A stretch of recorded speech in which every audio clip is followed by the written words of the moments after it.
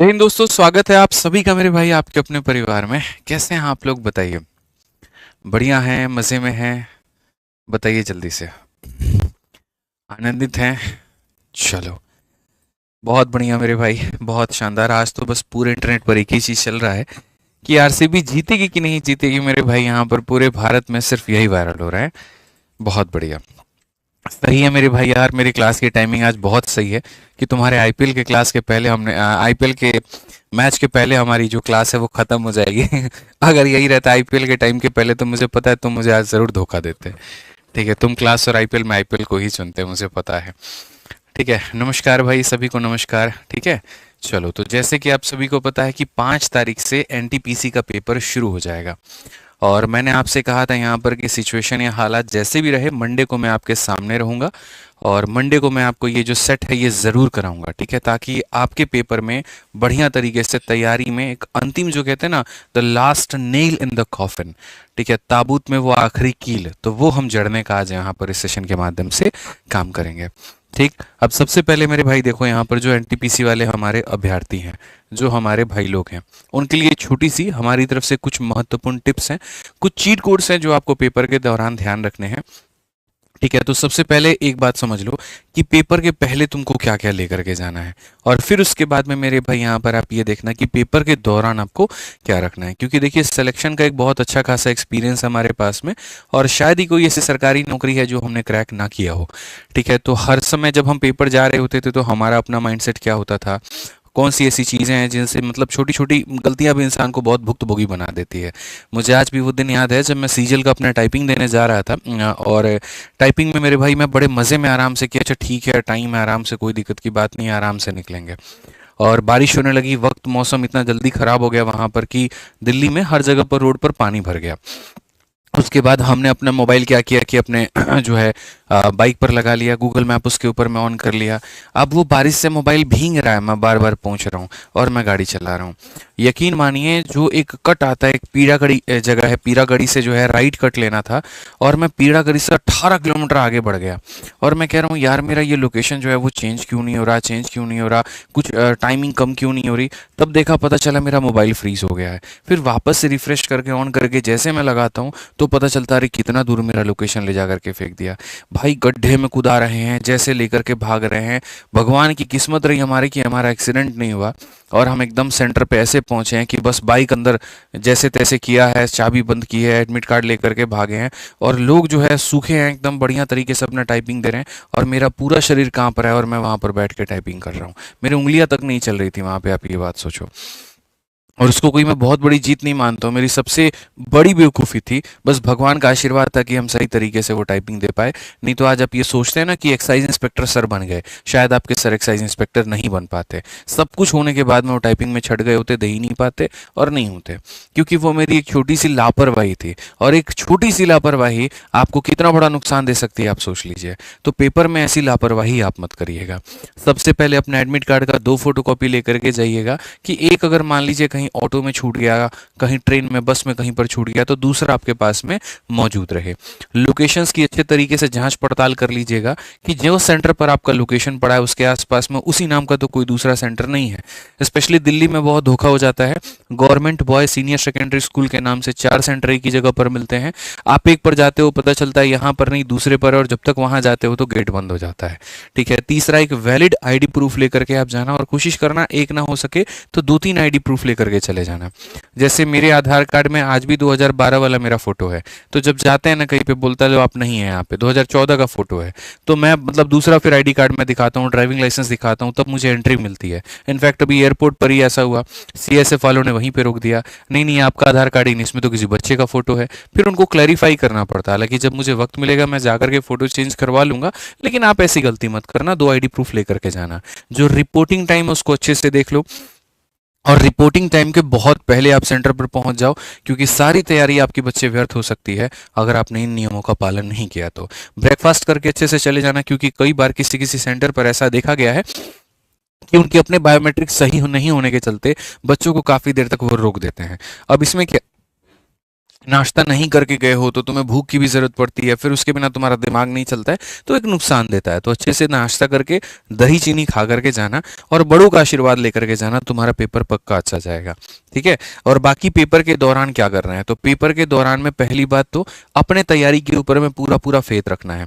अगर कोई क्वेश्चन तुमसे पेपर में नहीं बन रहा तो यकीन मानो दोस्त मेरे, वो किसी से नहीं बन रहा होगा। वहां पे 90% बच्चे ऐसे होंगे जो उसको नहीं बना पा रहे होंगे। ठीक है। तो 90% बच्चे जो है वो उसको नहीं बना पा रहे होंगे। तो अपने तैयारी के ऊपर में विश्वास रखना। दूसरा, स्किप करने की मेरे भाई कला अपने अंदर में रखना, जो मैंने यहाँ पर लिखा हुआ है। स्किपिंग एक अपने आप में बहुत बढ़िया आर्ट है। मतलब अगर तुमको कोई क्वेश्चन नहीं बन रहा, ईगो पे लेके मत जाओ, आगे बढ़ते जाओ, आगे बढ़ते जाओ, आगे बढ़ते जाओ और अंत तक पहुंचने की कोशिश करो। क्या पता अंत में काफी आसान आसान सवाल हो और शुरू में जो तुम लड़ाई लड़ रहे हो मेरे भाई, वो मुश्किल सवालों के साथ में लड़ रहे हो। तो ये मेरा पर्सनल एक्सपीरियंस है कि सीजल है या एनटीपीसी है या कोई भी परीक्षा है, ये नॉलेज नहीं मांगती है, तुम्हारी तैयारी झांकती है, उसका आकलन करती है। तुम मानसिक रूप से कितने तैयार हो, तुम किसी सिचुएशन में कैसा निर्णय ले सकते हो। ठीक है। तो इसीलिए आर्ट ऑफ स्किपिंग को रखना, ईगो पे लेके मत जाना। ठीक। तीसरा मेरे भाई, स्टार्ट अच्छी हो ना हो फिर भी खुद को संभाल के रखना। कई बार क्या होता है, मैंने देखा है, शुरू के 2-4 क्वेश्चंस में ही अगर तुम यहाँ पे लड़खड़ा गए तो तुम्हें लगेगा अब तो हम गए हैं। ऐसा बिल्कुल भी कुछ नहीं है। क्या पता वही वो 4 सवाल टफ आए हो जो तुम्हारे पाले में शुरू में पड़ गए हों और अंत के सारे सवाल जो हैं वो बहुत शानदार रहे, बहुत आसान रहे। यकीन मानिए 2019 से 2019 के सीजल जिससे मेरा सिलेक्शन हुआ है, वो अपने आप में एक ट्रेजेडी हुआ करता था। मतलब 2019 के पेपर में जब मैं मैथ्स का मेंस का पेपर दे रहा था, लगातार के मेरे 13 सवाल गलत थे। लगातार 13 सवाल एसएससी ने गलत दिए थे। मैं बना रहा हूं, पहले का आंसर नहीं आ रहा, दूसरे का आंसर नहीं आ रहा, आधा घंटा निकल गया और सिर्फ 18 क्वेश्चन मैं बना पाया। बाकी के 1.5 घंटे के अंदर में भाई साहब जो रफ्तार मैंने पकड़ी, मैं जानता हूं क्या हालत थी। और उसके बाद भी गणित में 227 स्कोर आए थे 200 में। तो शुरुआत खराब हो फर्क नहीं पड़ता ना, अंत बेहतर करना है, बस इस बात का ध्यान रखो। आप अभी श्रेयस अय्यर का ही पारी देख लो, शुरुआत एकदम टुकटुका के खेल रहे थे, उनसे बढ़िया जोश वो इंग्लिश जो है भाई वो खेल रहा था। लेकिन जब ये भाई अपने फॉर्म में आया ना तो हालत खराब कर दी। मतलब कितने बॉल के पहले ही जो है मैच निपटा दिया इन्होंने, आप सोचो यहाँ पे। ठीक है। पेपर में 1-2 सवाल गलत हो जाए टेंशन मत लेना। ठीक है। 1-2 सवाल बहुत तुम्हारा कुछ बिगाड़ेंगे नहीं। हाँ ये है जरूर है कि बाकी अगर इससे ज्यादा गलती करने की कोशिश करोगे तब तो दिक्कत हो जाएगी। ठीक है। क्वेश्चंस को अच्छे तरीके से पढ़ना, कई बार लास्ट में लैंग्वेज को ट्विस्ट कर देगा, एसिड वाटर की जगह वाटर एसिड दे देगा, तो ये थोड़ा बहुत जरूरी है टिपिकल तरीके से इंस्ट्रक्शंस को पढ़ करके जाना, नहीं तो सारी जानकारी तुम्हारी धरी की धरी रह जाएगी। ये ध्यान रखो यहाँ पे। ठीक है। और सिली मिस्टेक्स को अवॉइड करना मेरे भाई, गलतियां करने से बच जाना। बस ये बातें रखोगे तो तुम्हारा पेपर में कोई भी पूरा नंबर लाने से नहीं रोक पाएगा। ठीक है। अब आ जाओ दोस्तों, यहाँ पर बढ़िया तरीके से हम लोग सवाल को बनाते हैं और आज के 30 सवाल बहुत ही बढ़िया से समझते हैं। क्वेश्चन मैं आपको दूंगा बोर्ड पर, सारे के सारे आंसर्स आपको देना शुरू करना है। मनीषा जी कह रही हैं गुड इवनिंग, चलिए बहुत बढ़िया है। लोकेश सैनी, प्रभात गुप्ता, सभी को मेरा भाई बहुत बहुत नमस्कार है। यहाँ पे जल्दी से आंसर देना शुरू करो। यहाँ पर क्या है? ठीक है। क्वेश्चन नंबर 1 यहाँ पर क्या है? सर प्रीवियस ईयर की कौन सी बुक ले? टेंशन मत लो, रेलवे के लिए रेलवे गणित का सेकेंड एडिशन आने वाला है और अपने आप में एक जोरदार तरीके से मेरे भाई वो पूरी तैयारी तुम्हारी कराएगा। फर्स्ट एडिशन ने अपने आप में धुआं काटा था, सेकेंड एडिशन जो आने वाला है वो और बेहतर होगा। उसके अंदर में नए नए क्वेश्चन होंगे, नए नए तरीके होंगे और जितने भी रेलवे के सारे क्वेश्चन हुए हैं वो सारा का सारा उसको हम अपडेट कर देंगे। तो कोई बच्चा अगर रेलवे मतलब पीवाईक्यू की बुक सोच रहा होगा तो पेशेंस रखना, थोड़ा आराम से सेकेंड एडिशन 10-15 दिन में आ जाएगा, तब ले लेना। ठीक है। आ जाओ चलो यहाँ पे, x माइनस वाई का मान हमारा 1 है तो इसका मान हमारा क्या होगा? अगर हम देखें मेरे भाई यहाँ पर x माइनस वाई की वैल्यू हमारी 1 है। मैं अलजेब्रा को हमेशा कहता हूँ वैल्यू पुटिंग के कंसेप्ट से किया करो। एक को मेरे भाई 1 मानो और दूसरे को क्या मानो? 0 मानो। इसको 1 मानो और इसको क्या मानो? 0 मानो। तो 1 माइनस 0 कितना हो जाएगा? 1 हो जाएगा। और अगर 1 हो जाएगा तो इसको 1 मानेंगे, इसको 0 मानेंगे, इसको 0 मानेंगे, तो आंसर कितना आ जाएगा? 1 आ जाएगा। Option number D for Devasena. Option number D for क्या हो जाएगा मेरे भाई? यहाँ पर देवसेना हो जाएगा, बिल्कुल हमारा सही उत्तर है। ठीक है। आ जाइए चलिए क्वेश्चन नंबर 2 देखिए मेरे भाई, यदि ए जो है बी से इतना % अधिक कमाता है, बी कितना कम कमाएगा? सीधा सीधा ऐसे सवालों में क्या लगा सकते हैं? A B rule. जब भी ए नाम का व्यक्ति बी से इतना कमा ले या बी नाम का व्यक्ति ए से इतना कमा ले, तो एक दूसरे से अगर ज्यादा कमाता है तो दूसरा पहले से हमेशा कम ही कमाता है। और ऐसे सवालों को हल करने के लिए हम लोग ए बी रूल का इस्तेमाल करते हैं। सर आप खान सर की शादी में गए थे? हाँ भाई बिल्कुल गए थे और अभी एयरपोर्ट से सीधा यहीं पर आए हैं। ठीक है, अभी कपड़ा भी नहीं बदले हैं, एयरपोर्ट से आकर के सीधा आपका क्लास ले रहे हैं, क्योंकि हमने अपनी कमिटमेंट की थी कि कुछ भी हो जाए आपकी क्लास नहीं छूटेगी। इनफैक्ट सुबह की हमारी फ्लाइट थी, वो छूट भी गई। ठीक है, फिर उस फ्लाइट को छोड़ करके फिर दूसरी फ्लाइट में टिकट कराया और जल्दी से जो है भागम भाग करके यहाँ पर हम पहुंचे कि 4 बजे की मेरी क्लास है, वो मेरी छूटनी नहीं चाहिए। कुछ भी हो जाए, शादी और मनोरंजन अपने जगह पर है, लेकिन हमारे साथियों का जो भविष्य है वो भी अपने जगह पर है, और वो मेरे लिए ज़्यादा महत्वपूर्ण है। ठीक है, वो चीज़ है तभी हम यहाँ पर हैं। आपने वो ताकत मुझे दी है, आपने वो मुझे बनाया है, तो आपकी वजह से मैं यहाँ पर हूँ, तो आपको कहीं पर भी नुकसान मैं नहीं होने दूंगा। ठीक है, ये ज़रूरी था मेरे लिए। आ जाओ, चलो पढ़ो मेरे भाई। अगर ए हमारा इतना परसेंट ज्यादा है बी से, इस परसेंटेज को आप जानते हैं ये कितना होता है, 1/3 होता है। अगर 1/3 होता है तो यहाँ पर मेरे भाई ये 1/3 हो जाएगा। एक ज्यादा है तो दूसरा क्या होगा, कम होगा। यहाँ पर हमारा ये 1 हो जाएगा। 3 + 1 कितना हो जाएगा, 4 हो जाएगा। और 1/4 परसेंटेज में कितना होता है, तो 25% होता है। तो कौन सा आंसर होगा, ऑप्शन नंबर ए जो होगा बिल्कुल हमारा सही होगा। ठीक है, आ जाइए, चलिए नेक्स्ट क्वेश्चन देखिए। 3 नंबर सवाल यहाँ पर क्या कहा गया, बोला गया एक थोक व्यापारी 45,000 का माल खरीदता है। पहले उसको 15% का डिस्काउंट मिलता है, फिर 10% का और डिस्काउंट मिलता है। दोनों के बाद में उसकी कीमत क्या होगी। एकदम हल्का सवाल है मेरे भाई यहाँ पर। तो अगर हम देखें तो ये 45,000 की वस्तु है मेरे भाई। ठीक है, पहले यहाँ पर 15% का यहाँ पर डिस्काउंट है, तो 100 में 15 का डिस्काउंट यानी हो जाएगा मेरे भाई 85। और फिर 100 में 10 का डिस्काउंट, तो 100 में 10 का डिस्काउंट यानी हो जाएगा 90। अगर आप देखोगे 9 इंटू एनी नंबर मेरे भाई, यहाँ पर 9 का मल्टीपल होगा। क्या हो जाएगा मेरे भाई, आंसर हमारा 9 का क्या होगा, तो मल्टीपल होगा। अब आप चेक कर लो कौन सा ऑप्शन आपका 9 का मल्टीपल है। 4 3 7 2 9, ये हमारा 9 से नहीं कटेगा। ठीक है, 5 और 4 9, 5 और 4 9, ये भी 9 से नहीं कटेगा। 4 3 7 2 9, 5 5 10 नहीं कटेगा। ये ऑप्शन आंसर होगा, क्यों, क्योंकि देखो 4 3 7 2 9, 5 4 9, ऑप्शन नंबर जो डी है वो हमारा 9 से कट रहा है। और अगर वो हमारा कट रहा है तो इसका मतलब यही हमारा क्या है, आंसर है। आज जब एक पल के लिए मेरी सुबह की फ्लाइट छूटी ना, तो मेरे को बड़ा अफसोस हुआ यार, कि मैंने कहा था बच्चों से कि सोमवार को मैं क्लास लूँगा किसी भी हाल में, और मैं नहीं ले पाऊंगा। मुझे बड़ा दुख हो रहा था, लेकिन तभी हमने पता किया, और भी कुछ दोस्त थे, साथी थे वहाँ पे, कुछ स्टूडेंट्स भी थे वहाँ पे जो वहीं पर काम कर रहे थे एयरपोर्ट में, इंडिगो में ही थे, इंडिगो एयरलाइंस में। तो उन्होंने कहा गुरुजी आप टेंशन मत लीजिए, यहाँ पर आपकी फ़्लाइट हम करा करके रहेंगे। फिर उन्होंने दूसरी फ्लाइट में जो है कैसे भी करके सीट अरेंज की। ठीक है, और तब दूसरी फ्लाइट से हम आप लोगों के लिए आ पाए यहाँ पे। लेट भी थोड़ा सा हो गया, मतलब गाड़ी वाड़ी आने में दिक्कत हो गई, देरी हो गई, और पटना में काफ़ी जाम था, बहुत ही जाम था। फ्लाईओवर पर ही आधा घंटा लग गया हमको। ठीक है, बट कोई बात नहीं, हो गया, जाम से निकले, फ्लाइट छूटी, फिर दूसरा फ्लाइट हुआ, कोई दिक्कत नहीं। आ जाइए, चलिए, सब होना ज़रूरी है।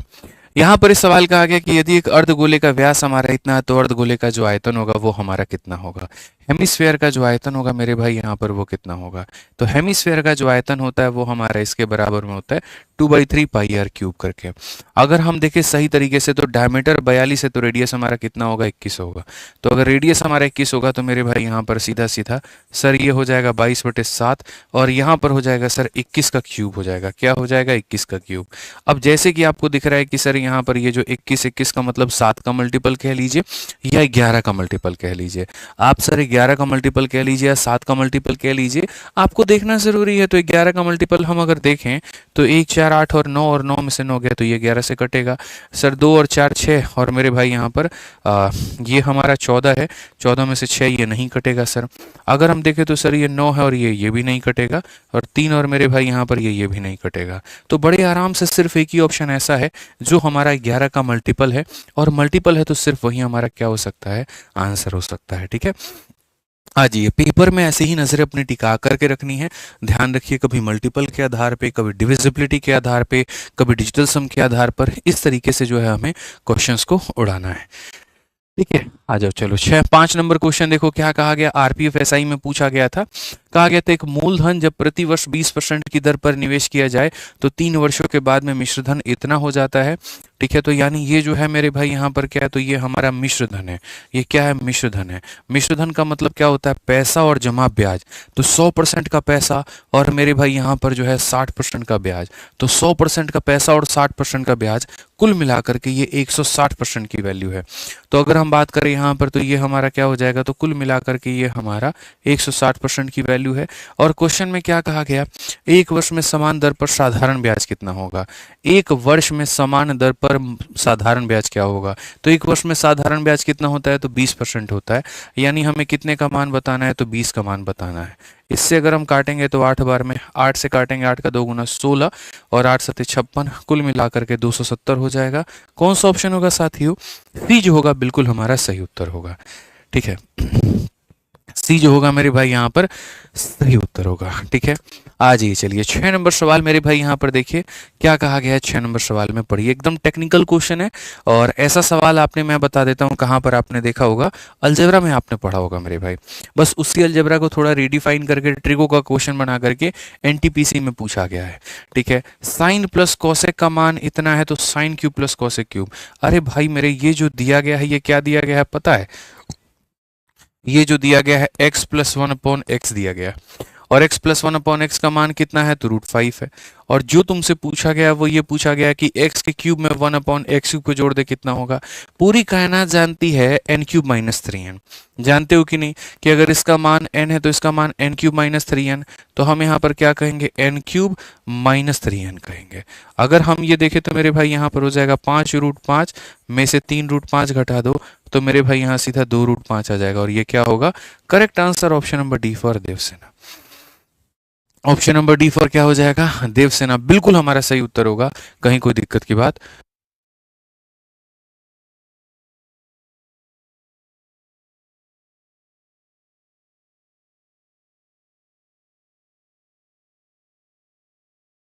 चलो मेरे भाई यहाँ पर ये वाला क्वेश्चन देखो, 7 नंबर क्वेश्चन सारे के सारे लोग जल्दी से बनाओ।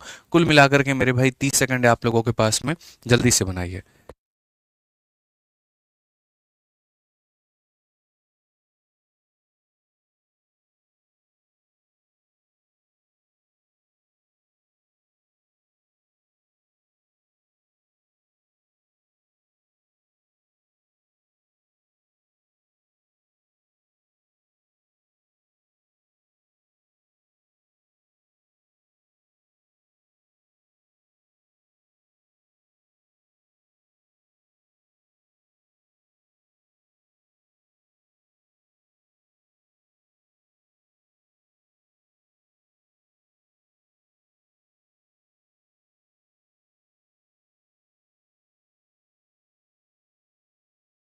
चलिए मेरे भाई यहाँ पर आप आ जाइए फटाफट। यहाँ पर देखिए 7 नंबर जो सवाल है वो बहुत ही प्यारा सवाल है, बड़ी आसानी से आप इसको बना सकते हैं।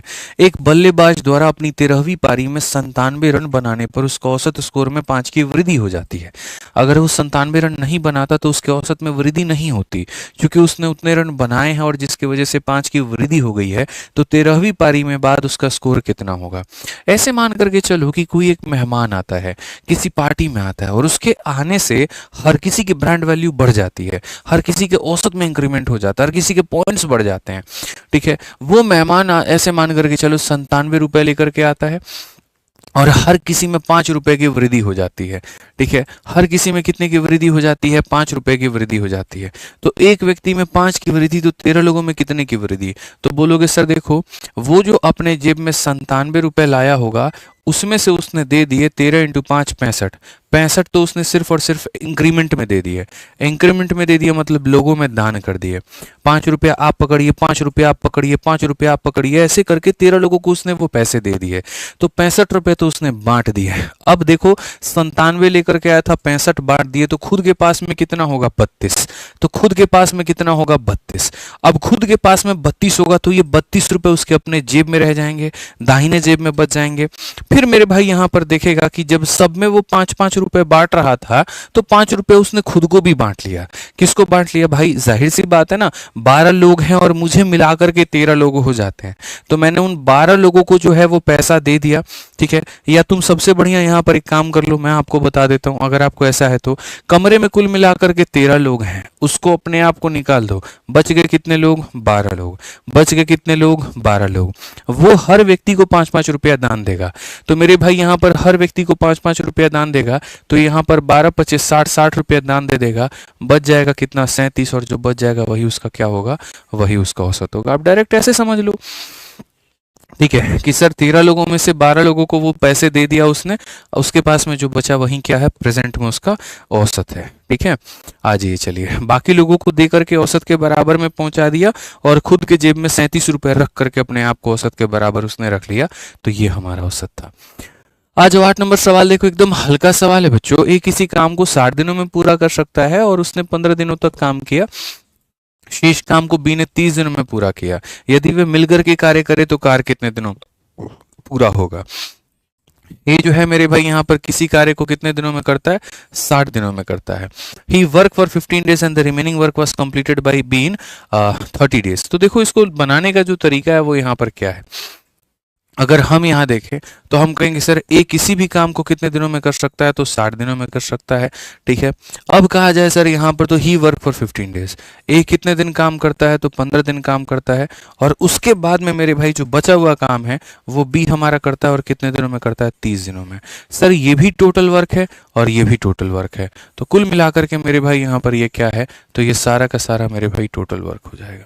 ये सारा का सारा क्या हो जाएगा, टोटल वर्क हो जाएगा। If they work together the work will be completed in. अब अगर मेरे भाई समझना बात को, 60 ए में से मेरे भाई यहाँ 15 ए को चला जाएगा तो हमारे सामने 45 ए आ जाएगा। 45 ए का मान हमारे 30 बी के बराबर होगा। 15 से काटेंगे तो 3 बार में और 15 से काटेंगे 2 बार में। ए अपॉन बी जो होगा मेरे भाई यहाँ पर ये हमारा बराबर होगा 2/3 के। यहाँ से आपने क्या कर लिया, क्षमता निकाल लिया। यहां से आपने क्या कर लिया, क्षमता निकाल लिया। ठीक है कि सर जो काम ए 60 दिनों में कर सकता था वही काम उसने 15 दिन किए, फिर बी ने 30 दिन किए, इस तरीके से करके हमारी क्षमता आ गई। अब कहा गया if they work together the work will be completed in, यानी जो काम ए 60 दिनों में करता है, जो काम ए 60 दिनों में बच्चों करता है, अगर वही काम दोनों मियाँ बीवी मिलकर के करें, ए और बी मिलकर के करें तो कितने दिनों में करेंगे। तो अगर हम यहाँ देखें तो ए का मान कितना है, 2 है, तो यहाँ पर हो जाएगा 2 × 60, और a प्लस बी का जो मान है वो 5 है, और 5 इंटू कितना हो जाएगा, t हो जाएगा। 5 से अगर हम 12 बार में काटे तो 12 × 2 मेरे भाई 24 हो जाएगा, और t का जो मान है वो कितना हो जाएगा, 24। कौन सा ऑप्शन है, तो बी फॉर बाहुबली बिल्कुल सही उत्तर है। यानी जितने बच्चे 24 आंसर दे रहे हैं इसका मतलब उनकी तैयारी पूरी है, उनकी तैयारी मेरे भाई यहाँ पर क्या है, पूरी है, कहीं कोई दिक्कत की बात नहीं है। ठीक है, आज ये चलिए 9 नंबर क्वेश्चन मेरे भाई यहाँ पर देख लीजिए क्या कहा गया। भाई हमारा क्या कह रहे हैं, सर एक बार समानुपात के फॉर्मूले समझा दो, आपकी फॉर्मूला बुक में थोड़ा समझ नहीं आया है, प्लीज 5 मिनट समझा दो। भाई समानुपात के लिए है ना, मैंने प्रॉपर वे में बच्चे यूट्यूब पर पढ़ा रखा है।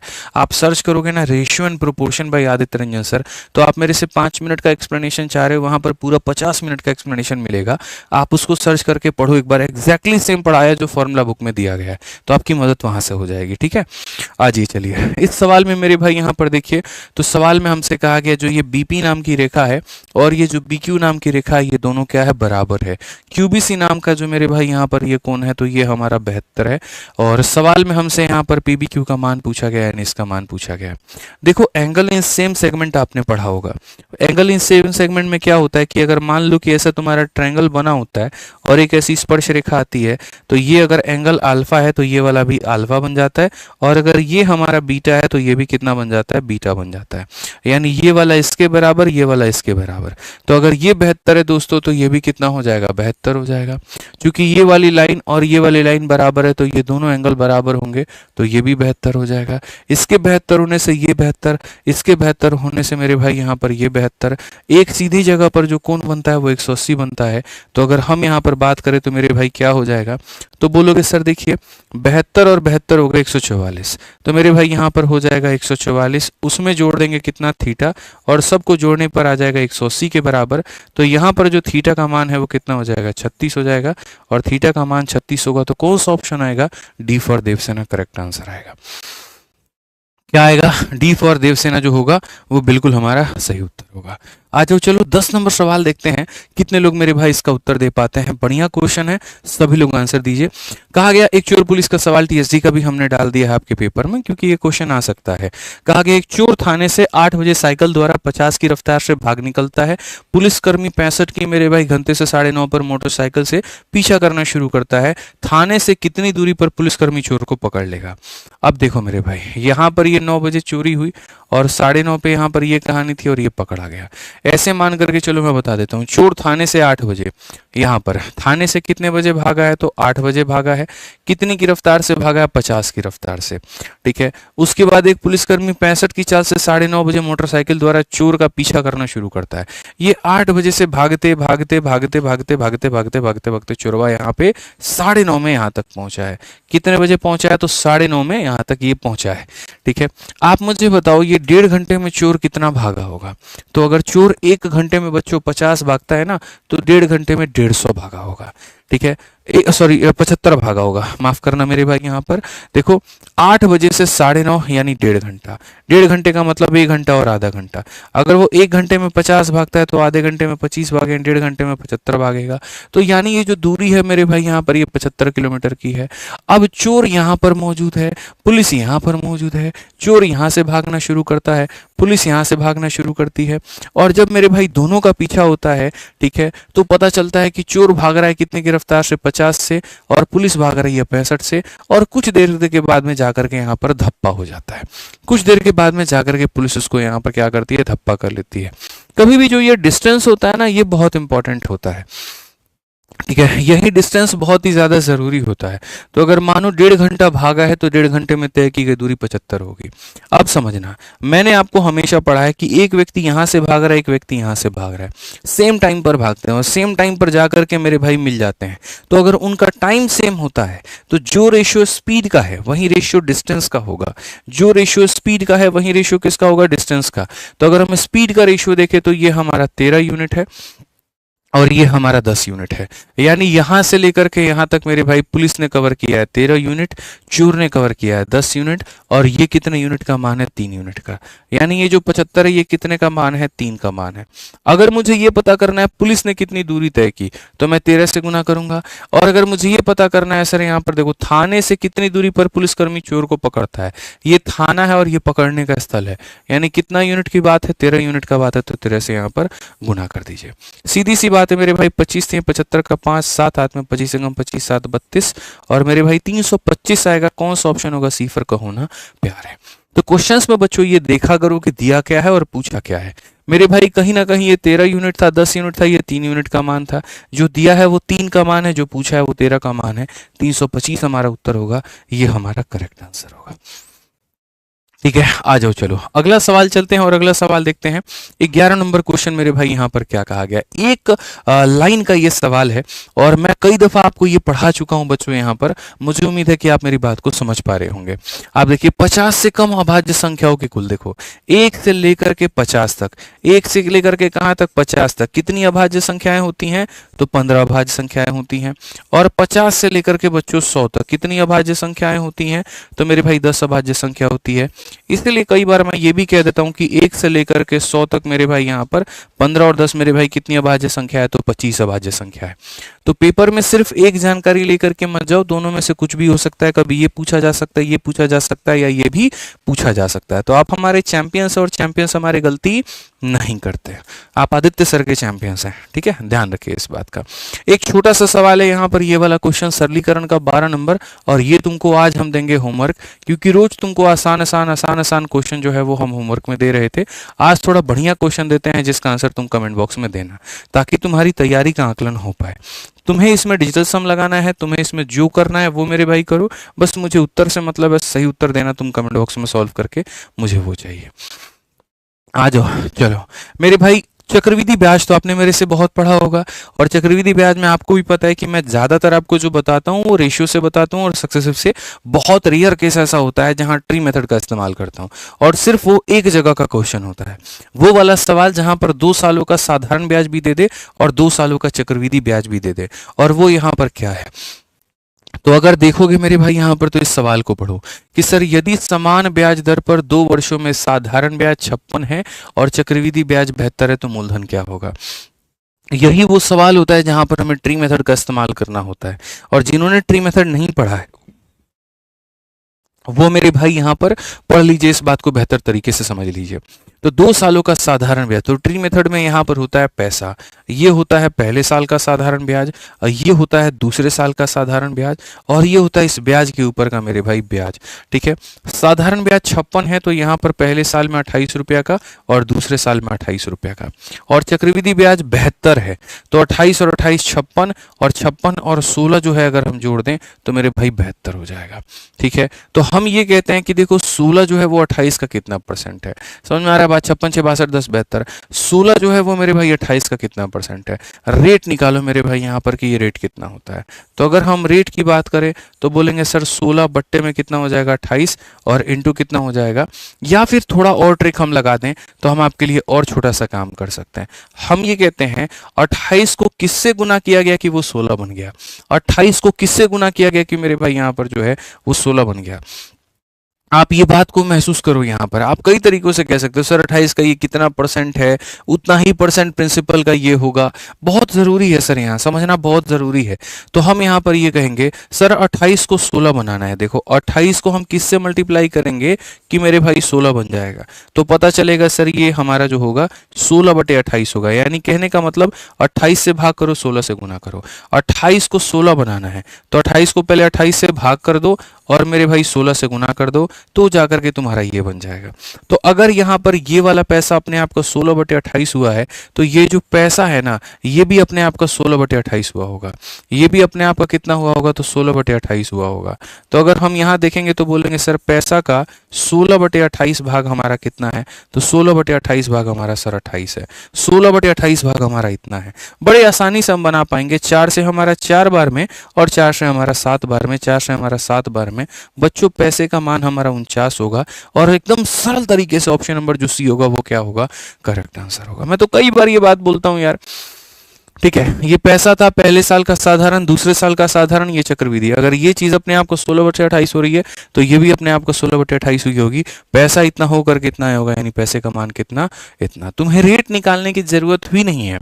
अगर रेट तुम्हें बहुत कॉम्प्लिकेटेड लगे तो क्यों जाकर के उखल में सर डालना अपना, क्यों जाकर के ये सब गलत काम करना, नहीं करना है। ठीक है, और अभी 1-2 सवाल तुम्हारे गलत हो रहे हैं तो अपने आप में बहुत पछतावा मत करो, मेरा तो ये भी नहीं आ रहा, मेरा तो वो भी नहीं आ रहा, आज के सेट में तो मेरी ज्यादा गलतियां निकल रही हैं, 2 दिन बाद मेरा पेपर है, मेरा क्या होगा। ऐसा कुछ भी नहीं होगा। ये 2-4 सवाल तुम्हें जज नहीं करने वाले हैं।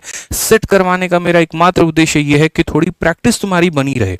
ठीक है, बस वो छोड़ो मत। यहाँ पे जरूरी नहीं है कि जो हर मैच में बहुत शानदार खेलता है ना मेरे भाई ट्रॉफी वही जिताता है। कई बार ऐसा होता है 2-4 मैच से फ्लॉप चल रहा है, पता चले फाइनल में सारे हिट खिलाड़ी दब गए और वो आकर के ऊपर उठा के चला गया। रोहित शर्मा को ही देख लीजिए, हर मैच में जिता जिता के एंड में ले गए, आज जब जरूरत थी तो अंतिम मैच में ही नहीं चले। समझ रहे हैं बात को लेकर के। अय्यर को देख लीजिए, शांत शांत बैठा था, धमाल मचा दिया। तो सर ये बड़ा खतरनाक कहानी है। कोसना नहीं है कभी भी अपने आप को, अपना पीठ थपथपाते रहना है। ईमानदारी से अगर मेहनत कर रहे हो तब पता चले आए दिन आईपीएल में डूबे सर बोले ना ना पीठ थपथपाने को सर तो बोले हैं, तो आईपीएल देख दे कि तुम पीठ थपथपा रहे हो, तो तुमसे बड़ा नालायक कोई नहीं है। समझा ना, ये काम नहीं करना है। ठीक है, आ जाओ चलो 14 नंबर सवाल देखो मेरे भाई, यहाँ पर क्या कहा गया है जरा पढ़ो, बेहतर तरीके से पढ़ो। ठीक है, और वीडियो को अपना लाइक करते रहना भाई। चैनल तुम्हारा अपना खुद का है, सब्सक्राइब कर लेना।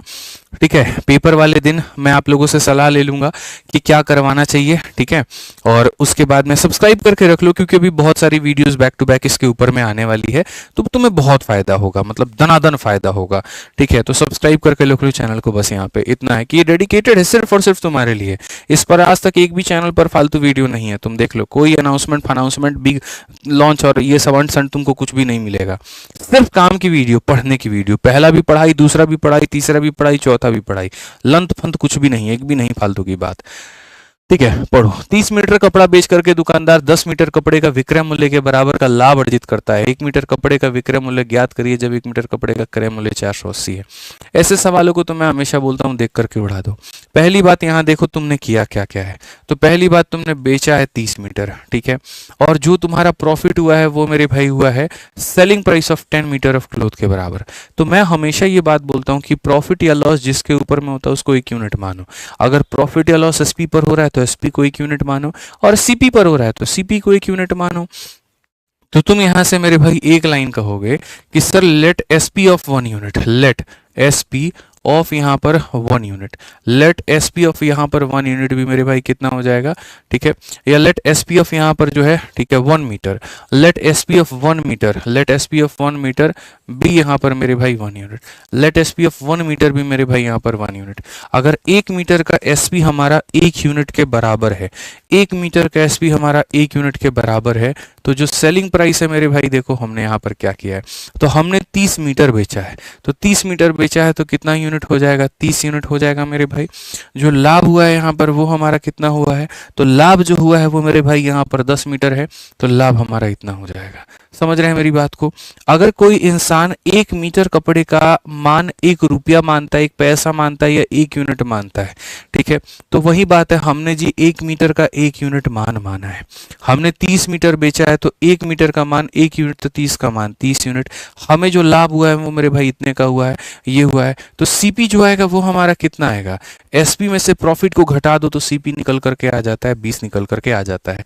क्वेश्चन में ये देखो तुम्हें दिया क्या है और ये देखो तुमसे पूछा क्या है, तो 1 मीटर कपड़े का क्रय मूल्य है, यानी 480 जो है ये क्रय मूल्य का मान है, क्रय मूल्य का मतलब हमारा 20 का मान है, और हमसे क्या पूछा है, 1 मीटर कपड़े का मेरे भाई यहाँ पर विक्रय मूल्य, 1 मीटर कपड़े का विक्रय मूल्य, तो 1 मीटर कपड़े का विक्रय मूल्य कितना, यानी इतने रुपए। बड़े सरलता से, बड़े स्वभाव से मेरे भाई यहाँ पर आप काटोगे तो सीधा सीधा कहोगे 24 × 3 कितना, 72। सीधा हमारा answer option number B for Baahubali, option number B for Baahubali. बड़े आराम से, बड़े प्यार से आप इसको कह सकते हैं। हाँ जी, चलिए 15 नंबर सवाल देखिए मेरे भाई, यहाँ पर क्या कहा गया, जरा पढ़िए। वॉइस नहीं आ रही है, वॉइस तो आ रही है बच्चों, ठीक है, बैटरी बदल दो यार फटाफट इसकी, जल्दी दो, ठीक है। क्वेश्चन में कहा गया उस त्रिज्य खंड का क्षेत्रफल ज्ञात करिए जिसकी त्रिज्या इतनी है, लंबाई इतनी है। कोई भी त्रिज्य खंड जो होता है ना मेरे भाई, यहाँ पर सीधी सी बात हम आपको बताएं, ये आर्क की लंबाई होती है और ये रेडियस होता है, तो त्रिज्य खंड का जो क्षेत्रफल होता है मेरे भाई यहाँ पर, वो हमारा किसके बराबर है, हाफ एल आर के बराबर है। किसके बराबर है, हाफ एल आर के, तो हाफ हो गया। आर्क की जो लंबाई है मेरे भाई यहाँ पर वो कितनी हो गई, तो मेरे भाई यहाँ पर जो है रेडियस हमारा कितना हो गया, 24 हो गया, और आर्क की लंबाई हमारी 7 हो गई। अगर हम देखें तो सीधा सीधा काटेंगे, 12 सते कितना हो जाएगा, 84 हो जाएगा, 84 हो जाएगा, तो कौन सा ऑप्शन होगा, बी हमारा बिल्कुल सही उत्तर होगा। हाफ एल आर होता है, बस इतना ही होता है, ठीक है। समझ में आ गया बात, यहाँ पे क्लियर है भाई।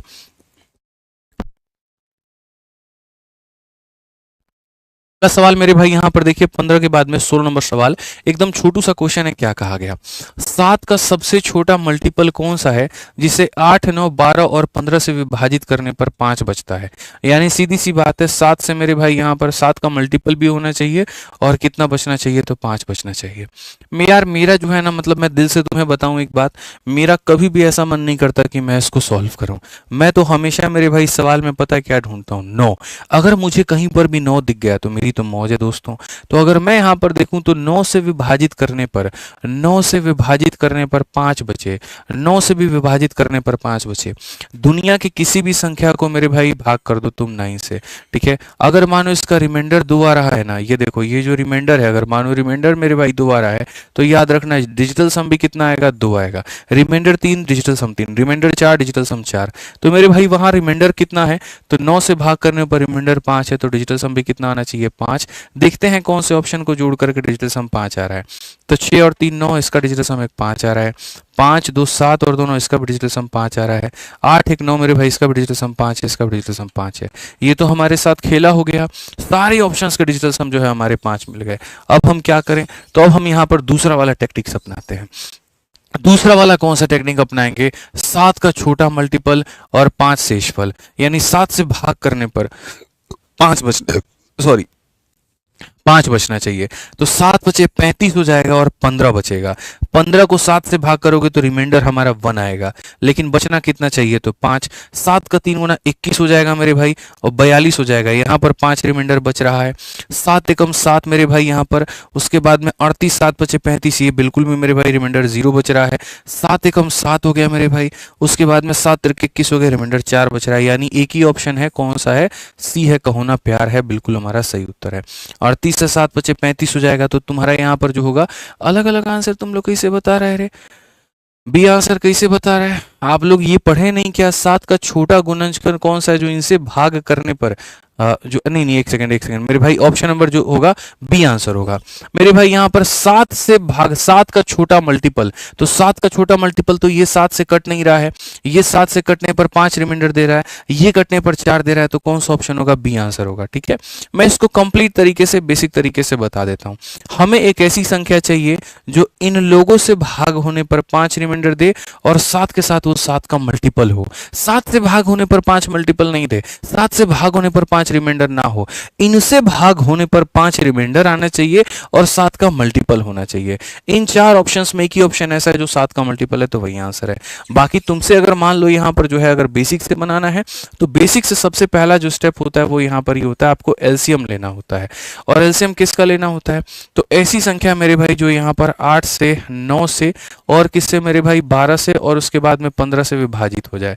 12 15 60 हो जाएगा और 9 8 72 हो जाएगा। अब ये 72 और 60 का अगर एलसीएम देखोगे तो 12 मेरे भाई ले लो, 12 से मेरे भाई 6 बार में, 12 से हमारा 5 बार में, 12 25 60, 60 का 6 गुना 360। इन सब का एलसीएम हमारा कितना हो जाएगा? 360 हो जाएगा। ठीक है, अब जो हमारी संख्या होगी ना दोस्तों यहाँ पर, वो संख्या क्या होगी? तो वो संख्या 360 के मल्टीपल से 5 ज्यादा होगी। और इस तरीके से कि जब ये छोटे n का मान रखेंगे तो 7 से डिविजिबल हो जाना चाहिए। तो अगर मान लेते हैं यहाँ पर छोटा वाला n का मान 1 रखते हैं, तो छोटा वाला n का मान अगर 1 रखते हैं तो बड़े वाले n का मान 360 जमा 5 365 आएगा। और 365 को जब 7 से भाग करेंगे तो ये नहीं कटेगा, तो ये उत्तर नहीं होगा। ऐसे ही n का मान हम 2 रखेंगे तो 36 दूनी 72, 700 मेरे भाई कितना हो जाएगा? 725 हो जाएगा। और इसको जब 7 से भाग करेंगे तो ये भी नहीं कटेगा। n का मान जब हम 3 रखेंगे तो 1080 में 8 जोड़ दो मेरे भाई 1085, और 1085 को जब हम 7 से भाग करेंगे तो कट जाएगा, इसीलिए हमारा ये आंसर होगा। तो मैं बेसिक से बहुत बाद में जाने में मेरे भाई प्राथमिकता रखता हूं। पहले मैं सोचता हूं कि अगर हमारा ट्रिक से बन जाए तो हमारे लिए सबसे बड़ी मौज की बात है। ठीक है, तो ये आप यहां पर ध्यान रखिए। आज ये चलिए 17 नंबर क्वेश्चन, एकदम छोटू मोटू क्वेश्चन, और मुझे लगता है कि क्वेश्चन को देखते तुम सबके आंसर जो है आ जाने चाहिए। सवाल में कहा कि बस की चाल बिना ठहराव के 40 है और ठहराव के साथ में मेरे भाई 32 है, तो बता दो यहाँ पर जो है प्रत्येक स्टॉप पर या प्रत्येक घंटे पे वो यहाँ पर कितने देर के लिए रुकती है। मेरे भाई सीधा सीधा ट्रिक बताए थे ना कि पहले यहाँ पर आंसर में क्या ले लेना है, तो दोनों का डिफरेंस, 40 और 32 का डिफरेंस कितने का होगा? 8 का होगा। और साथ में बिना ठहराव वाली रफ्तार, और इनटू कितना कर देंगे? प्रति घंटे बोला है तो 60 कर देंगे, 2 घंटे बोला है तो 120 कर देंगे। ऐसे करके 8 से काटेंगे तो 5 बार में और 5 से काटेंगे तो 12 बार में। कौन सा ऑप्शन होगा? सी फॉर कहो ना प्यार है। कौन सा ऑप्शन होगा दोस्तों? सी फॉर कहो ना प्यार है। बहुत शानदार। वीडियो को लाइक अपना करते रहें और सवाल का उत्तर देते रहें। ऊंचाई और दूरी की बात मेरे भाई यहाँ पर करें। देखो, जितना महत्वपूर्ण तुम लोगों के लिए पेपर में त्रिकोणमिति है, उतना ही महत्वपूर्ण ऊंचाई और दूरी भी है। और बहुत कम लोग इसको पढ़ करके जाते हैं, और क्वेश्चन आता है तो मेरे भाई वहां पर जो पढ़ के जाते हैं वो तो सही कर लेते हैं, लेकिन जिन्होंने कभी इसको देखा तक नहीं होता उनका क्वेश्चन ये गलत हो जाता है। तो तुम उस भीड़ का हिस्सा मत बनना। एक सवाल मैंने डाला है, एनटीपीसी का ही डाला है, तो देखो यहाँ प्रैक्टिस कर लो। ठीक है, 1.5 मीटर लंबा एक पर्यवेक्षक 28.5 मीटर की दूरी पर एक टावर के आधार के समान सतह पर खड़ा है। एन ऑब्जर्वर 1.5, एक ऑब्जर्वर है और वो ऑब्जर्वर हमारा कितने का है? तो 1.5 का है। Tall stand on the same surface as the base of tower at a distance of 28.5। यहाँ से एक टावर है और वो टावर कितने की दूरी पर है? तो मेरे भाई 28.5 की दूरी पर है। तो एक ऑब्जर्वर जो कि 1.5 मीटर मेरे भाई यहाँ पर लंबा है, ठीक है, वो यहाँ पर एक दूरी पे 28.5 मीटर पर खड़ा है। अब क्वेश्चन में यहाँ पर क्या कहा गया, पढ़ो। Angle of elevation of observer looking at the top of tower. यहाँ से जो टावर को टॉप को देखता है उसका मेरे भाई देखने का जो नजरिया है, जो कोण है, वो 45 डिग्री का है। तो यहाँ पर कहा गया है जो टावर की हाइट है बाबू वो कितनी होगी। ठीक है, अब एक बात बताओ यार, तुम इस 45 डिग्री के कोण को क्या मानते हो? बोलो। तो बोलोगे गुरुजी ये 45 है तो ये भी हमारा कितना होगा? 45 होगा। और ऐसा क्यों? क्योंकि ये 90 होता है। ठीक है, तो अगर ये हमारा कितना हो जाएगा गुरुजी? 28.5 हो जाएगा ना। तो देखो सर, एंगल बराबर है तो भुजा भी दोनों के दोनों क्या होगी? बराबर होगी।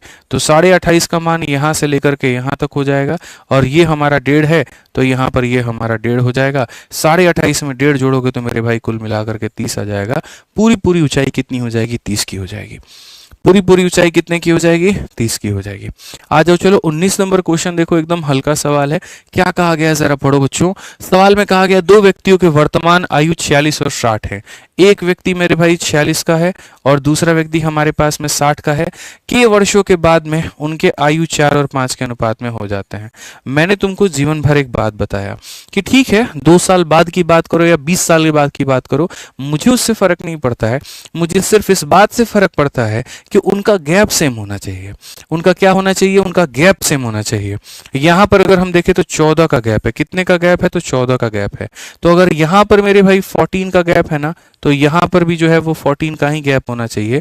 एक है तो इसको 14 का बना दो, इधर भी 14 से मल्टीप्लाई कर दो तो यहां भी हो जाएगा और यहां भी हो जाएगा।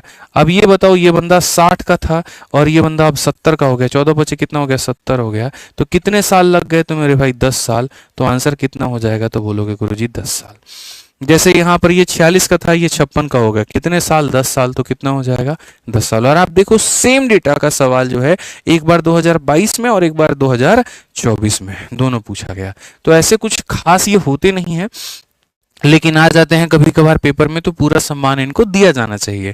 ठीक है, उम्मीद करते हैं कि अगला सवाल मेरे सारे होनहार बच्चे, हमारे सारे चैंपियंस जो हैं वो दे देंगे। देखो बहुत प्यार से आपको चैंपियंस नाम दिया है। मैं जब शुरू शुरू में खोज रहा था ना कि यार मैं अपने बच्चों को क्या कहूँ, ठीक है, तो काफ़ी सारे नाम अलग अलग तरह के सेलेक्ट होकर के हैं। किसी ने कहा रैंकर्स कर दो, किसी ने कहा कुछ कर दो। हमने कहा यार एक बात बताओ, एक ऐसा नाम हो जिससे कोई बच्चा अपने आप में लो भी ना महसूस करे और कोई बच्चा अपने आप में बहुत कॉन्फिडेंट भी ना महसूस करे। तो जाकर के ये चैंपियंस हमने नाम निकाला। ठीक है, कि तुम अपने आप में एक चैंपियन हो, तुम्हारे जैसा कोई नहीं है। फर्क नहीं पड़ता कि तुमने कितने सिलेक्शन लिया है, या फर्क नहीं पड़ता तुमने नहीं लिया है। जब वक्त आएगा तो तुम अपने आप को साबित जरूर कर दोगे, मुझे इतना पता है। तो चैंपियंस हो आप हमारे, बड़े प्यार से मैं आपको एकदम लाड़ प्यार से कहते हैं। तो एकदम इसका उत्तर दे दीजिए, आप समझ लीजिए। ठीक है, आ जाइए चलिए। तो हमारे सामने कहा गया इतने यहाँ पर इवन संख्याओं का क्या बताना है? एवरेज। पहली बात याद रखना मेरे भाई, इवन संख्या का जो एवरेज होता है वो होता है मेरे भाई n+1 हो जाता है। और ऑड संख्या का जो होता है वो कितना होता है? तो ऑड संख्या का एवरेज हमारा n होता है। पहले 40 ऑड संख्या का औसत 40 होगा, पहले 45 ऑड संख्या का औसत 45 होगा, पहले 50 का औसत 50 होगा। और अगर हम बात करें इवन को लेकर के, तो इवन में देखो 91 इवन नंबर, तो 91 + 2 कितना हो जाएगा? तो 91 + 1 92 हो जाएगा। यानी ऑड में जितना पूछा जाता है वही उत्तर होता है। अगर ऑड में 30 का पूछा जाए 30 उत्तर है, 40 पूछा जाए 40 उत्तर है। इवन के केस में क्या होता है? जितना पूछा जाता है उसमें बढ़ा करके उत्तर दे दो। ठीक है, चलो आप नेक्स्ट क्वेश्चन देखो क्या कहा गया। यदि एक 9 अंकों वाली जो संख्या 72 से विभाज्य है तो क्या कहानी होगी? अरे पूरी दुनिया को पता, जो चीज 72 से कटती है इसका मतलब यहाँ पर वो 8 से भी कटती है और यहाँ पर वो 9 से भी कटती है। ठीक है, 8 से कटने का मतलब क्या होता है? अंतिम के 3 अंक 8 से कटने चाहिए। ये अंतिम के 3 अंक हमारे 8 से कटने चाहिए। अब अंतिम के 3 अंक को जब हम 8 से काटने पर गए तो बोले सर 8 चौके 32, 6 बच गया। 6 के साथ में 4 ही पॉसिबल है ताकि 64 बना दे। तो 8 चौके 32 और 6 और 4 64, 8 अढ़ाई 64, यानी y का तो मान निकल गया। तो 8 से कटनी चाहिए, 9 से कटनी चाहिए। 8 से कटने का मतलब अंतिम के 3 अंक, अंतिम के 3 अंक में y का मान कितना आ गया? तो 4 आ गया। अब 9 से कटनी चाहिए, 9 से कटनी चाहिए। तो 9 से देखो मेरे भाई, क्या हमारा 9 और 9 कटता है? तो बिल्कुल मेरे भाई कटता है। क्या हमारा 8 और 1 9 मेरे भाई यहाँ पर कटता है? तो बिल्कुल कटता है। क्या 6 और 3 9 हमारा कटता है? तो बिल्कुल कटता है। 8 और 7 15, 15 और 4 19, 19 में कितना जोड़ दे कि 9 से कटेगा? तो 19 में 8 जोड़ना पड़ेगा। 19 और 8 कितना होता है? 27 होता है। तो x का मान कितना आ जाएगा? 8 आ जाएगा। एकदम रफ्तार में करो मेरे भाई, x का मान कितना आ जाएगा? 8 आ जाएगा। तो 8 × 4 मेरे भाई हो गया 32 और y का मान है हमारा 4। ठीक है, तो √36, √36 का मान कितना होगा? 6 होगा। ऑप्शन नंबर जो बी होगा वो क्या होगा? करेक्ट आंसर होगा। नेक्स्ट शादी अब आदित्य रंजन सर की। हाँ तुम लोग यहीं प्लानिंग करो, पहले जहां पर जा रहे हैं तुम लोग परेशान कर दिए हो। बताओ, हम यहाँ पर आपके गुरुजी को जो है यहाँ सम्मान दे रहे थे, यहाँ पर जो है उनको शुभकामनाएं दे रहे थे उनके शादी की, और वो भाई साहब हमारे यहाँ पर पीछे पड़ गए। अब तो आपकी बारी है, लीजिए अब आप फंस गए। बताइए, इतने प्यार से अपने मम्मी पापा के आगे बोले, बोले क्या हुआ बताओ कैसे फंस गई है? तो बोल दिए, सारा कहानी बताने लगे वहीं पे। बोले मालिक माफ करो, यहाँ पर छोड़ दो अब। ठीक है, अब करेंगे आराम से, थोड़ा वक्त दे दो हमें। कहते ना बहुत वक्त ले लिया, अब आप छोड़ दीजिए, अब करना ही पड़ेगा आपको।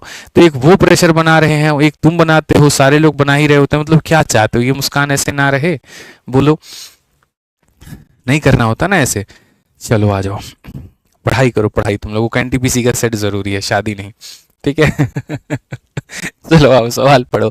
एक टेस्ट पेपर में सही उत्तर के लिए मेरे भाई यहाँ पर 3 अंक मिलते हैं और गलत उत्तर के लिए मेरे भाई 1 अंक का जुर्माना हो जाता है। एक छात्र जो 76 प्रश्नों को हल करता है तो उसे 144 अंक प्राप्त होते हैं। ऐसे सवालों को कोशिश करो एलिगेशन का तरीका लगा करके उससे बनाने की। सोचो मेरे भाई कि तो अगर तुम सारे के सारे उत्तर सही करके आए होते तो तुम्हें कितना मिलता, तो 76 इंटू 3 कितना मिल जाता है मेरे भाई यहाँ पर 76 इंटू मेरे भाई यहाँ 3 नंबर मिल जाता। क्यों? क्योंकि हर सवाल के इतने नंबर मिलते हैं, 7 तिरके 21 क्षेत्र के 18, तो 21 और 18 कितना हो जाता है 228 नंबर, इतने तुम्हारे आगे होते। अगर तुमने हर सवाल को गलत कर दिया होता तो 1 अंक का जुर्माना लग जाता, तो 76 इंटू -1 यानी इतना हो जाता। ना तुमने सारे सही किए ना तुमने सारे गलत किए, तुम्हारा जो आया है वो इसका बीच का अंक आया है यानी इतना आया है, तो बस बात खत्म। यहां पर ये राइट का है और यहां पर ये रॉन्ग का है, तो अगर हम एलिगेशन लगाएं तो क्या मिलेगा, इसमें से आप इसको घटाओ तो यहाँ पर ये इतना हो जाएगा, 12 से 4 मेरे भाई इतना हो जाएगा, और इसमें से जब घटाने जाओगे तो जोड़ना पड़ेगा, 14 7 21 और ये मेरे भाई 220 हमारा हो जाएगा। जब हम इसका रेशियो लेंगे बच्चों तो हम काटेंगे सर यहाँ पर कितना, 4 से 5 बार में, 4 से 5 बार में, और ये हमारा 21 बार में, 55:21, 55:21 यानी अगर 76 सवाल है, अगर 76 सवाल है तो 55 सही है और 21 गलत है। तो कहा कितने प्रश्न सही किए थे, 55 सही किया था, तो 55 सवाल से किया था, तो डी फॉर देवसेना। ठीक है, हमें भी इनवाइट करिएगा, पूरे भारत को इनविटेशन देंगे, टेंशन मत लो, तरीके से इज्जत से बकायदा मेरे भाई यहाँ पर, ठीक है ना, बहुत बकायदे तरीके से, बहुत बढ़िया तरीके से, और आप सबको बुलाया जाएगा ताकि वर वधू दोनों को आप बहुत बढ़िया तरीके से आशीर्वाद फूले हाथों दे पाए, ठीक है। लेकिन अभी वो वक्त नहीं आएगा, जब आएगा तो इनविटेशन आपको चला जाएगा। आ जाओ चलो, 23 नंबर सवाल पढ़ो, क्या कहा गया, find the mean of the following frequency distribution. मेरे भाई यहाँ पर मीन बताना है। अब देखो मीन क्या होता है, मीन का मतलब बीच वाला वैल्यू कहीं ना कहीं, तो इसको तुम कैसे बताओगे, तो देखो थोड़ी सी जो है हमें समझदारी दिखानी पड़ेगी। कभी भी किसी का भी अगर मीन बताना होगा तो मीन बताने के लिए हमें यहाँ पर क्या करना है, कुछ नहीं, थोड़ा सा बस ध्यान रखना है, ठीक है। तो मैं थोड़ा सा यहाँ पर ये सारा स्पेस हटा रहा हूँ और यहीं पर मैं आपको मीन निकाल करके दिखा रहा हूँ, ठीक है। चलिए बहुत बढ़िया बहुत बढ़िया, का भाई लो रे भाई जान, हो गई भाई, ठीक है। तो ये मेरे भाई कहीं ना कहीं ये सारा का सारा इंटरवल हो गया। अगर आप इसकी बात करोगे तो ये तुम्हारा फ्रीक्वेंसी हो गया, जिसको तुम एक्स एफ कह सकते हो। बस इसी के बगल में एक कॉलम और बना लो और उसको मेरे भाई यहाँ पर क्या कह दो, तो उसको यहाँ पर एक्स कह दो, ठीक है। मान लो यही है, ये एफ आई एक्स आई और ये तुम्हारे भाई एक्स है, मतलब यहाँ पे ऐसे समझ लो, ठीक है। x क्या होता है, इन दोनों का औसत, 0 + 10/2 यानी 5 हो जाएगा। 30 मतलब 20, 10 और 20, 30, 30 का आधा कितना हो जाएगा, 15 हो जाएगा। मेरे भाई 50 का आधा कितना हो जाएगा, 25 हो जाएगा। ये 10 से बढ़ रहा है, 10 से बढ़ रहा है, तो इसको भी 10 से बढ़ा लो और इसको भी 10 से बढ़ा लो। तो ये हमारा एफ आई, ये हमारा एक्स आई, और अगर हम यहाँ देखेंगे तो ये हमारा हो जाएगा मेरे भाई यहाँ पर एफ आई एक्स आई। ये हमारा क्या हो जाएगा, एफ आई एक्स आई। शब्दों पे मत जाना, डायरेक्ट मेरे भाई यहाँ लिख रहा हूँ, आप उसके ऊपर में फोकस कर लेना, तो आप कहोगे सर एफ आई एक्स आई हो जाएगा, बात खत्म। तो अगर हम देखेंगे यहाँ पर तो ये 7 बचे कितना हो गया, 35 हो गया भाई साहब। 15 दही के 150 हो गया हमारे सामने। 25 15 कितना हो गया, 25 बचे 125 का 25, 12 हाथ में, और यहाँ पर ये हो जाएगा 375, ठीक है। उसके बाद में 35 का 8 × 8 तिरके 40, 8 बचे 40, 280 मेरे भाई यहाँ पर हो गया, ठीक है। उसके बाद में ये हमारा कितना हो गया, तो 450 हो गया। इन सब का जब हम सम टोटल निकालते हैं तो मेरे भाई यहाँ पर क्या होगा, तो सब का अगर हम सम टोटल निकाले तो मेरे भाई 5 और 10 मेरे भाई यहाँ 0, ठीक है। 3 5 8 8 7 15 15 और मेरे भाई यहाँ पर जो है 15 5 20 28 29 का 9 2 हाथ में, 4 2 6 6 3 9 9 1 10 और 2 मेरे भाई यहाँ पर कितना हो जाएगा 12। तो कितना है 1290, कितना है मेरे भाई यहाँ पर 1290। इन सब का जो योग आ गया बच्चों 1290। तो अंत में जब तुम्हें उत्तर निकालना है तो तुम यहाँ पर क्या करोगे, तुम इस 1290 को मेरे भाई किससे भाग करोगे, जल्दी से बताओ। 1290 को किससे भाग करोगे, इनके टोटल से। इनका टोटल देखो कितना हो जाएगा, तो सीधा सीधा कहोगे सर 8 और 7 15 15 30 30 10 40 40 10 50। तो यहाँ पर मैं अगर सीधी सी बात करूँ तो हमें यहाँ पर क्या करना है, इन सब का टोटल निकालना है, जो कि मेरे भाई 50 है। तो जब भी बच्चों मीन निकालने की बात हो, ये एफ आई है, ये एक्स आई है, एफ आई एक्स आई का टोटल और एफ आई का टोटल, एफ आई एक्स आई के टोटल को इसके टोटल से भाग कर दो, तुम्हारा आंसर आ जाएगा। दुनिया की किसी भी संख्या को 5 से भाग करने का मतलब डबल करना, 9 का डबल 18, 2 का डबल 4 और 1 5, और यहाँ पर इतना 25.8 यकीन मानो। कौन सा ऑप्शन आएगा? तो मेरे भाई 25.8 जो होगा ऑप्शन नंबर ए निकल करके चला आएगा। कौन सा ऑप्शन आएगा? ऑप्शन नंबर ए जो है मेरे भाई यहाँ पर सीधा सीधा सही उत्तर आ जाएगा।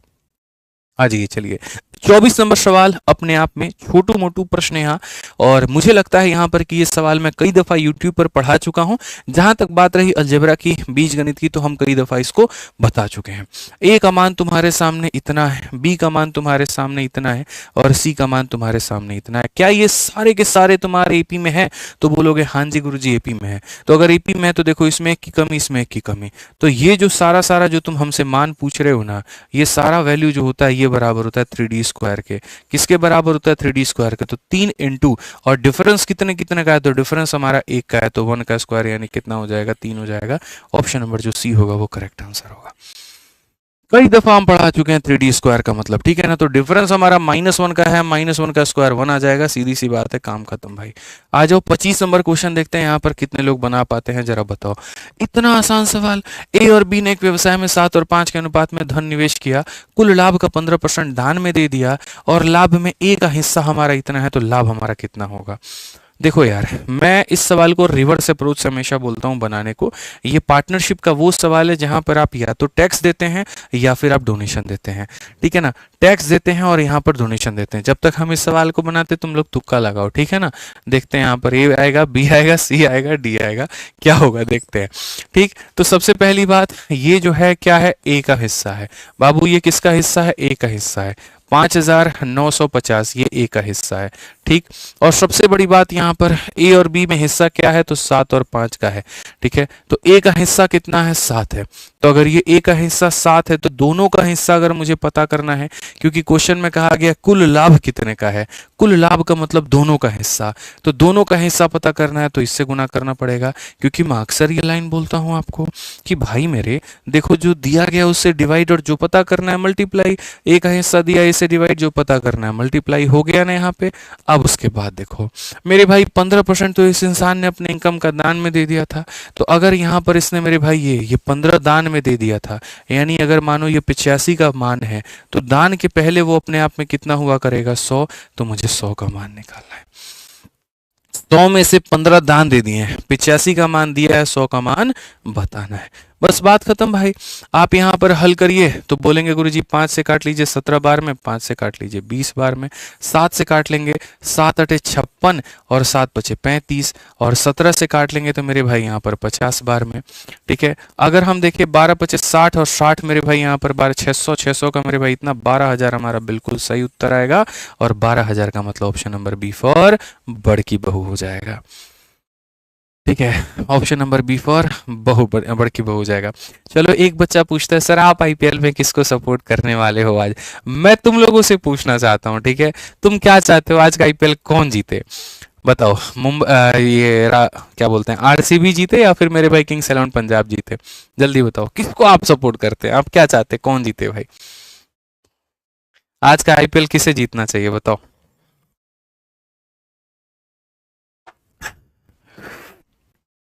बहुत बढ़िया, बहुत बढ़िया है। RCB Punjab, RCB Punjab, RCB Punjab. चलो तो वीडियो के एंड पे है ना, हम देख लेंगे किस टीम के लिए सबसे ज्यादा कमेंट आए हैं। अगर आए हैं तो समझ लेंगे यहाँ पर कि वही टीम जीत गई है, ठीक है। बहुत बढ़िया। तो अपना अपना तुम लोग यहाँ पर जो है एकदम दबदबा कमेंट बॉक्स में दिखाना, ठीक है। देखते हैं किस टीम का जो फैन फॉलोइंग है वो ज्यादा है, आरसीबी का है कि पंजाब का। पंजाब वाले पीछे नहीं है, लेकिन तुम ये देख लो, बेशक आरसीबी की फैन फॉलोइंग है, पंजाब वाले भी लगे हैं भाई इस बार।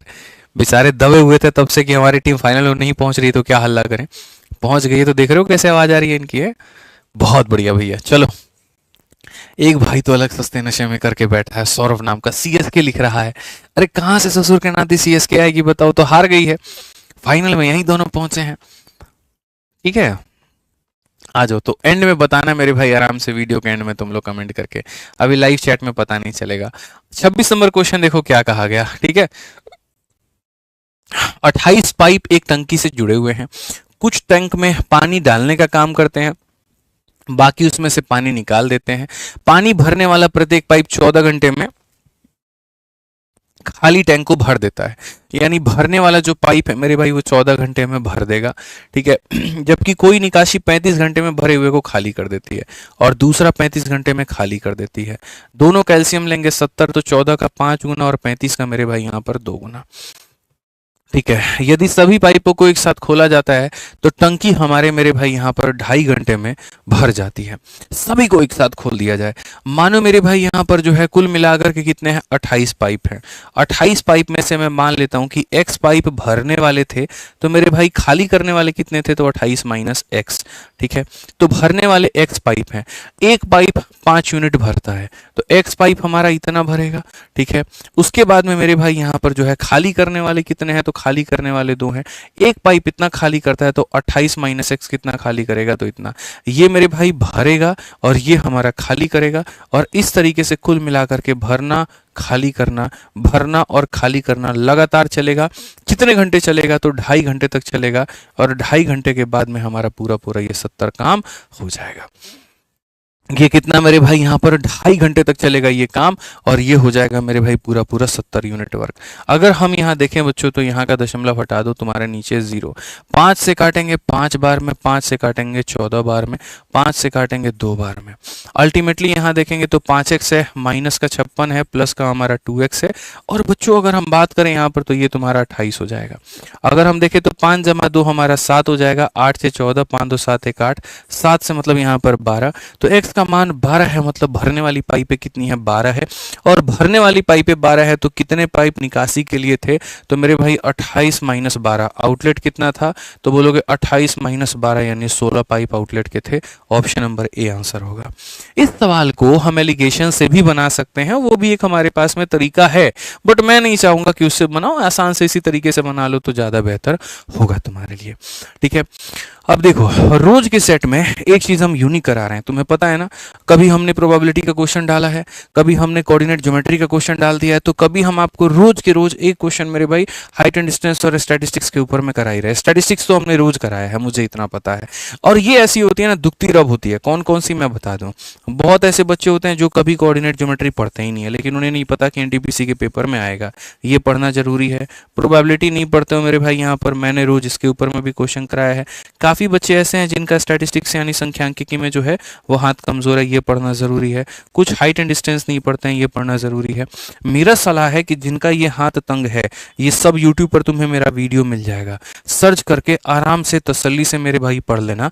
और अगर बहुत ज्यादा ड्यूरेशंस लगें तो छोटी वाली वीडियो अगर कहीं पर मिले, जैसे statistics by Aditya Ranjan search करने पे कोई 2 या 3 घंटे की वीडियो आ जाए, तो वो वाली देख लेना, ना कि पूरे 7-8 घंटे की देखने के बराबर, क्योंकि पेपर में अभी तुम्हारे उतना वक्त नहीं है, तुम्हें और भी चीजें पढ़नी होंगी, बस इस बात का ध्यान रखो, ठीक है। कोऑर्डिनेट ज्योमेट्री ऐसे ही 3 से 4 घंटे का एक पूरा यूट्यूब पर मेरे भाई बढ़िया वीडियो आएगा, उसको तुम पढ़ के चले जाना। बाकी जिसके पास वीओडी बैच या चैंपियंस बैच होगा तो उससे अंदर से पढ़ लो, रिवाइज कर लो, तो सोने पे सुहागे वाली बात हो जाती है। उसमें तो पूरा धागा खोल के बढ़िया तरीके से डिटेल में हम सब जो है पढ़ाए हैं, ठीक है। आ जाओ, 3 सवाल हमारे और बचे हैं, पढ़ते हैं। कहा गया समीकरणों की प्रणाली इतना और इतना को कोई हल नहीं है, जबकि का मान system of equations does have not have solution. Solution नहीं होने का मतलब क्या होता है पता है? सॉल्यूशन नहीं होने का मतलब a1 अपॉन मेरे भाई यहाँ पर जो है a1 अपॉन में अगर हम बात करें तो सॉल्यूशन नहीं होने का मतलब a1 अपॉन में जो a2 होगा वो बराबर होगा b1 अपॉन में b2 के।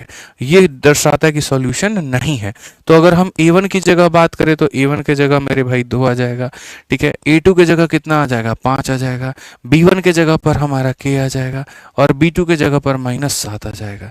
अगर हम देखें तो ये मेरे भाई -14/5 हो जाएगा, तो अल्टीमेटली -14/5 जो है ये हमारा k का मान होगा। कौन सा ऑप्शन है? बी फॉर भोले बाबा की जय, ठीक है। चलिए, बहुत बढ़िया। 28 नंबर क्वेश्चन देखिए, एकदम हल्का सवाल है, एलिगेशन का कंसेप्ट लगा करके बना सकते हैं। 2 सवाल बच्चों यहाँ पर जो है वो और है, आप पढ़ लो।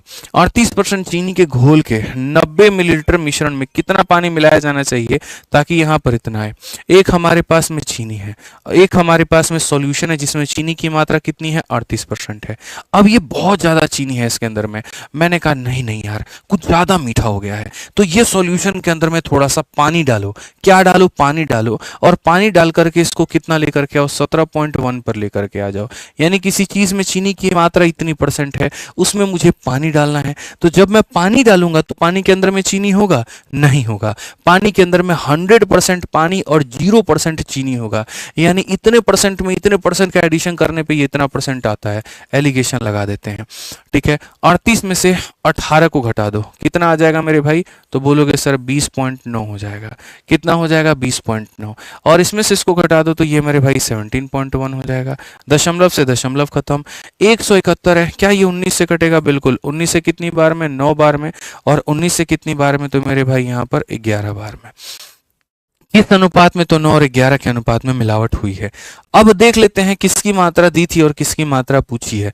तो how much water should be added to 90 ml of the sugar solution.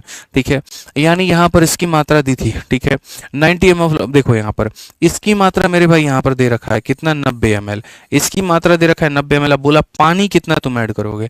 9 का मान 90, तो 11 का मान कितना हो जाएगा? 110। कौन सा ऑप्शन होगा? तो ए जो है करेक्ट आंसर होगा। ठीक है, यानी ऑलरेडी इस शुगर सॉल्यूशन का मान 90 ml दिया गया था, तो वाटर सॉल्यूशन का मान पूछा था, तो वाटर का मान कितना होगा? 110 होगा। ठीक है, आ जाओ चलो 29 नंबर सवाल। छोटू मोटू क्वेश्चन है, बड़ी आसानी से तोड़ा जा सकता है। पढ़ो बच्चों क्या दिया है। कहा गया 200 मीटर 400 मीटर लंबाई की दो ट्रेनें समानांतर लाइनों पर चलती हैं। जब वे एक ही दिशा में चलती हैं तो उच्च गति वाली ट्रेन को दूसरी ट्रेन से आगे निकलने में 30 सेकंड का समय लगता है, और जब वे विपरीत दिशाओं में चलती हैं तो एक दूसरे को पार करने में 6 सेकंड का समय लगता है। तो मेरे भाई दोनों ट्रेनों की गति हमारी क्या है? तो जैसा कि पता है कि जब दो ट्रेनें मेरे भाई एक ही डायरेक्शन में चलेंगे तो स्पीड माइनस होता है, और जब आमने सामने आती है तो स्पीड हमारा क्या होता है? तो प्लस होता है। ठीक है, तो अगर हम देखें यहाँ पर, तो सबसे पहले मेरे भाई ऐसे मान के चलते हैं एक ही डायरेक्शन में, तो एक ही डायरेक्शन में चलेंगे तो स्पीड मेरे भाई हो जाएगा माइनस। स्पीड बराबर में क्या हो जाएगा? डिस्टेंस अपॉन में टाइम। डिस्टेंस में क्या लेंगे? दोनों का डिस्टेंस हो जाएगा मेरे भाई 600, और टाइम में अगर हम बात करें तो ले लेंगे मेरे भाई 30। तो यहाँ पर हो जाएगा मेरे भाई 20 मीटर पर सेकेंड। क्या आ जाएगा? 20 मीटर पर सेकेंड। और अगर हम दोनों के स्पीड को मेरे भाई सम कर दें यहाँ पर, ठीक है, समझना मेरी बात को, तो दोनों स्पीड को सम कर दे तो मेरे भाई वही डिस्टेंस हमारा वही 600 रहेगा, और टाइम की बात अगर हम करेंगे तो 6 हो जाएगा, यानी मेरे भाई यहाँ पर 100 मीटर पर सेकेंड हो जाएगा। अब अगर मेरे भाई यहाँ पर देखो, तो यहाँ पर क्वेश्चन में मेरे भाई क्या कहा गया? तो क्वेश्चन में यहाँ पर कहा गया दोनों ट्रेनों की गति क्या है। क्या मैंने तुमको नहीं पढ़ाया? क्या मैंने तुम्हें ये नहीं बताया? अगर a प्लस बी का मान दिया हो और a माइनस बी का मान दिया हो तो a और b का मान कैसे निकालते हैं? बोलना। तो मेरे भाई बहुत इज्जत से पढ़ा दिया है। अगर s1 का मान निकालना है, दोनों को जोड़ के आधा, 120 का आधा कितना हो जाएगा? 60 हो जाएगा। और अगर s2 का मान निकालना है तो घटा के आधा, घटा दो तो 80, 80 का आधा मेरे भाई हो जाएगा 40। ठीक है, अब ये मीटर पर सेकंड में है तो किलोमीटर पर आवर में इसको 18/5 से गुना कर दो। ये भी वैसे ही है तो इसको 18/5 से गुना कर दो। अगर आप देखोगे तो 5 से काटोगे 12 बार में, 18 दूना 36, और 3 हाथ में 18 कम 18 3 मेरे भाई 21 हो जाएगा।